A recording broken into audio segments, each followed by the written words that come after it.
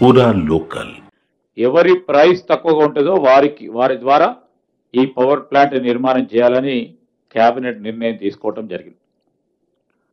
హైదరాబాదులో under ground విద్యుత్ cable system ఏర్పాటు చేయాలని రాష్ట్ర కేబినెట్ నిర్ణయం తీసుకున్నది. ఇప్పటికే మరి పలు రాష్ట్రాల్లో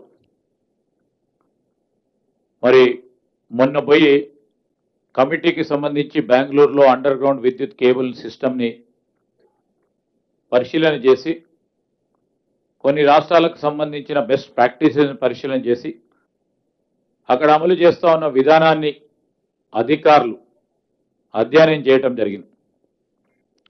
అక్కడ అమలు చేసిన విధానం ప్రకారం జిహెచ్ఎంసి పరిధిలో అండర్ గ్రౌండ్ కేబుల్ సిస్టమ్ ఏర్పాటుకి దాదాపు 14,725 కోట్ల ఖర్చు అవుతుందని అధికారులు ప్రాథమికంగా అంచనా వేశారు.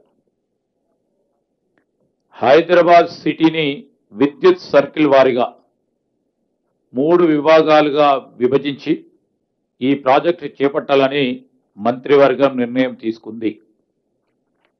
విద్యుత్తో పాటు టీ ఫైబర్, వివిధ కేబుల్ నెట్వర్క్స్ వైర్లన్నీ టీ ఫైబర్తో పాటు ఈరోజు గ్రేటర్ హైదరాబాద్ పరిధిలో ఉన్న వివిధ కేబుల్ నెట్వర్క్స్ వైర్లన్నీ కూడా అండర్ గ్రౌండ్లో ఉండేలా చేయాలని మరి ఆయా కంపెనీలతో సంప్రదింపులు జరపాలని నిర్ణయం తీసుకోవటం జరిగింది.